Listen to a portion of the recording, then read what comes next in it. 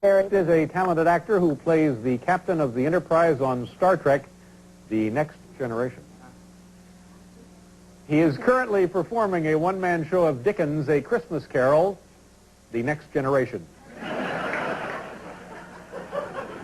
Here on Broadway, ladies and gentlemen, please welcome Patrick Stewart. Patrick! Nice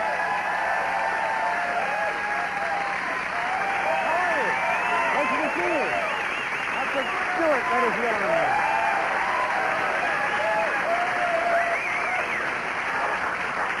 I want to congratulate your technical staff, first of all, but for them, I would not be wearing a shirt tonight. This is a comment on present-day society and services. This was still in its gift box 2 hours ago. Wow. All right?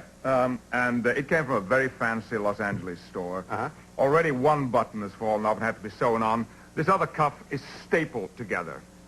So, now what you're trying to tell us is that you came to us without a shirt today? No, I had a shirt. Had a shirt? Was a gift. This was a Christmas gift. I put it on. I said, I will wear it for David tonight. I see. And within 2 hours, the buttons fell off, and your staff repaired our wardrobe. it. Oh, First well, with the button, then with the staple. They're the very best, and you should be, I don't know. Grateful. Yeah. Well, always. Tell me about the performance of A Christmas Carol. This just seems to me to be an overwhelming undertaking. And how did it begin? Why did it begin? And then I have other questions. All right. Yes, it's a one-man show. It's a performance, not a reading. Yeah. Now, let me interrupt you right there. What would have been so wrong with a reading? I used to do it as a reading. It's too limiting. You have pages in your hand or a script. I would move the show around, but there were always these pages there. This year I've thrown away the pages for Broadway, and so it's a fully performed show. I play somewhere between 35 and 45 different characters, so I can act them. They're three-dimensional characters. Right. But what about all those costume changes?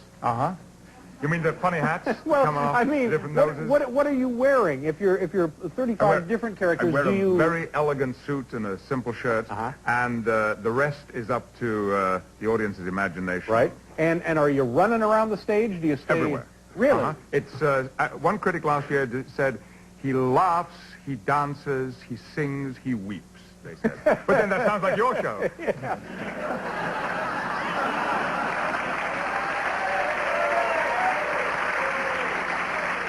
I'm sorry, I don't recall dancing, all right? Would you catch it now? So please, sit down. You're making a fool of both of us. All right. But now, I mean, but you know what I'm saying? Not having seen it, no. It just, I can't imagine the energy, and do some of the characters sound a little alike? I hope not. You want a taste of it? Yeah. All right. The ghost was pointing towards three gentlemen meeting. No, I don't know much about it either way. I only know he's dead. When did he die? Last night, I believe. Why, what was the matter with him? I thought he'd never die. God knows. What has he done with his money? Well, left it to his company, I suppose. Hasn't left it to me. That's all I know. So on and so on. Don't tell me, they all sound like Donald Picard. No. But that's three. Right. That's three different characters. Right. We have 31 left. So we have, in the Cratchit's Christmas dinner, there are 10 people. The problem there is not so much the voices or the characterizations. It's remembering where they all are at any particular moment. Because the audience remember. You know, you leave Tiny Tim over there, he's got to be over there 10 minutes later. That's right. And when... Was this your choice, your decision to do this? Did somebody else have this idea? Or you mean I would do it if somebody else asked me to do it?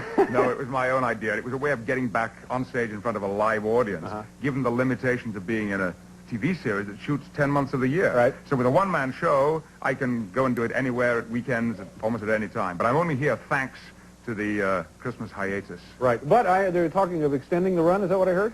There was talk, but we are not going to do it. We're just going to come back next year. Yeah. And the thing gets really good reviews. People really do like this. So you are able to create an illusion there that must be very satisfying for people. So they say. Yeah. So they say. It's the power of storytelling, I think. It's a fantastic story. And most people know the story of Christmas Carol but haven't read it. And it's very different from the rather sentimentalized, somewhat gauche, rather kind of sloppy story that we often get.